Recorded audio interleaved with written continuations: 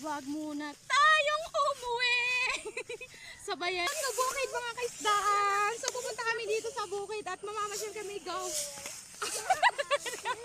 Tara na.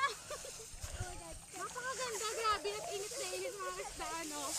Lalo makikita mo napakaganda ng mga damo. At syempre ngayon araw ng Huwebes kami akit doon sa bundok.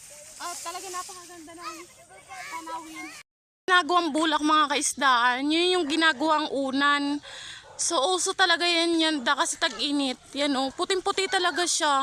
Yan yung ginagawang unan mga kaisda, punda talaga.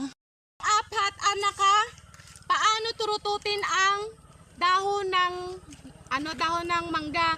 Linto, makinig kayong apat. Ayan, puputulin yan. Pag naputol yan, subong yan, tuturututin nyo ha, ganyan lang.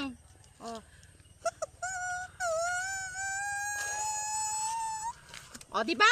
Ayos! Ayos sa challenge ngayon. Siyempre, apat sila kasama yung dalawa kong anak at yung si Marian at si Mikay ang nandito sa bukid. Siyempre, may challenge nga mga kaisdaan. Ang gagamitin na yung dahon ng mangga. Siyempre, gagawin nila doon is gagawin nilang turutot. Isa sa kanila diyan o sino diyan naman katunog ng dahon ng mangga is mayroon silang 10 piso pambili ng tinapay. O, siyempre, unahin na muna natin si Mikay at si Marian. O, sige Mikay, testing mo na. May tunog? Wala. O, next. O, doon ka sa likod ulit, Marian. May tunog? Sus, wala silang tunog na dalawa. Hindi sila marunong magpatunog ng dahon eh.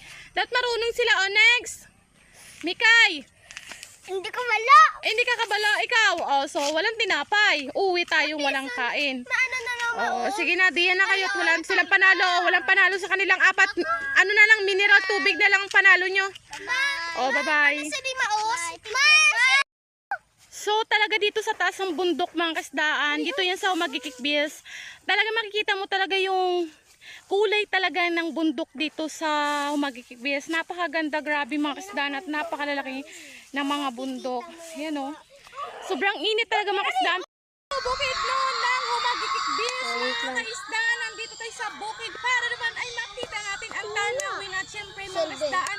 Makaka-relax ka talaga kung dito ka talaga pupunta sa bukid noon ng Humagikikbis. For today nga this vlog mga kaisdaan, kung gusto mo talaga ma-enjoy ang tanawin at iba't ibang klaseng puno dito sa Humagikikbis, nandito lang yan sa Babong mga kaisdaan. At syempre maraming salamat sa mga content creator, mga followers natin diyan at mga suki natin dito sa Humagikikbis at sa mga taga Roja City mga kaisdaan. Maraming salamat gid sa inyo mga kaisdaan. Huwag talaga kayo mawala ng pag-asa kasi patuloy nyo lang yan sa buhay kung ano sinimulan nyo mga kaisdaan. Love